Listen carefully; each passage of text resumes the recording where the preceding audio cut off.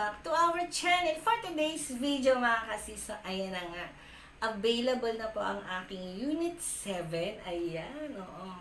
So, available na po siya para po to sa mga couple, 2-person, or solo. Kung afford mo naman na solo ka mag-rental, pwede naman po. So, available na po ang Unit 7 o 3rd floor po. And then mga kasisa, ipapakita ko po sa inyo ang loob ng Unit 7.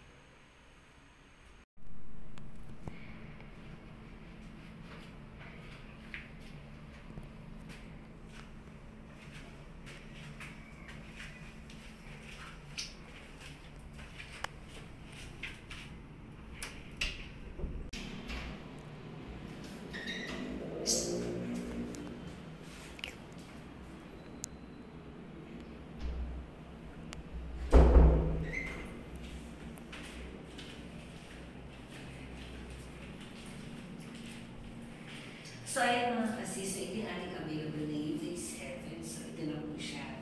So, sa Unit 7 po, for couple or 2-person, pwede rin po ang solo. Kung kaya po mag-solo ng rental. Kasi meron po ako dito mga tenant na solo lang din sila sa unit. Naghahalang ng 7.5, tsaka 8.5 yung unit nila. Pero mga solo sila nakatira doon. Dahil sa lahat po ng mga units ko, may kanya-kanya po yung CR, lababo. So, parang may privacy po kayo. And then dito sa Unit 7, may sarili na kayong lababo. And then meron na rin mga gamit dito. Kung wala po kayong gamit, pwede nyo na rin po magamit yung mga gamit na ito. Especially yung ating mineral.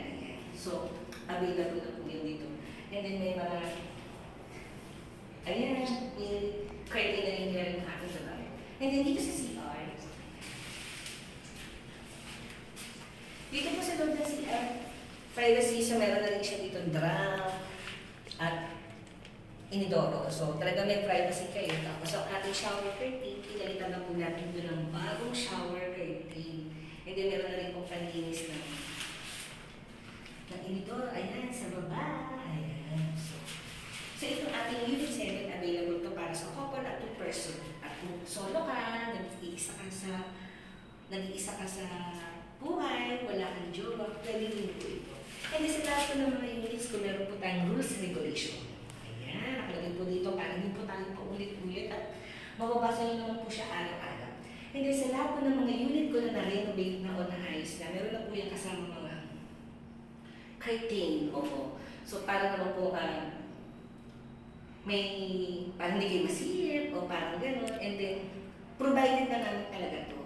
O, pero once na nasira yan, i-charge po namin yan sa inyo. Para mas maganda pagpasok nyo dito, ihiga na lang po kayo, magpapahinga na lang, yung gamit nyo na lang po ang dadalhin nyo, mga damit nyo, tsaka kung ano po yung gamit na meron kayo. And then dito sa kabilang side, ayan. So may mga curtain na rin po lahat ng mga bintana. And dito po sa kabilang side, dito po ay talig area na sa kabilang part na yun. So ayun, makatulog po siya dito. And then mga kasi mahalin po dito sa area na to dahil katatlo po yung bintana po dito. And then dito sa kabilang side, ito naman yung para sa hallway, bintana para sa hallway naman ito. Hallway yung kanina pagbaba, ito naman yung bintana para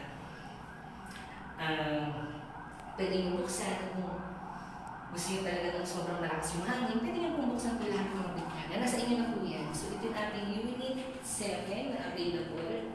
So may mga katis mag-inquire na po kayo dahil po ang Unit 7 ay available na at nakapost na rin po ito. Ayan, so ayan mga kasis, maraming salamat sinamahan ko sa ating Unit 7 room tour. So ayan mga kasis, maraming salamat po. So don't forget to like and subscribe.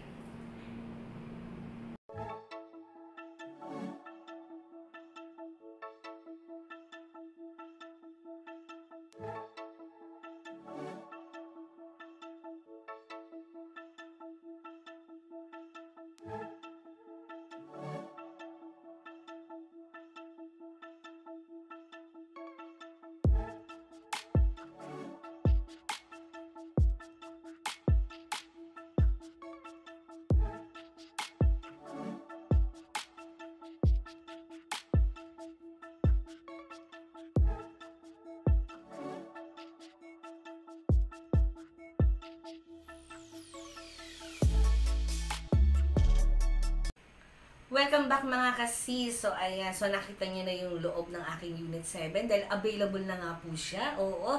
So, ayan po. Available po ang Unit 7. So, sana po mag-inquire na po kayo. So, ayan. Maraming salamat po at sinamahan niyo ako sa aking room tour. So, ayan. Don't forget to like and subscribe.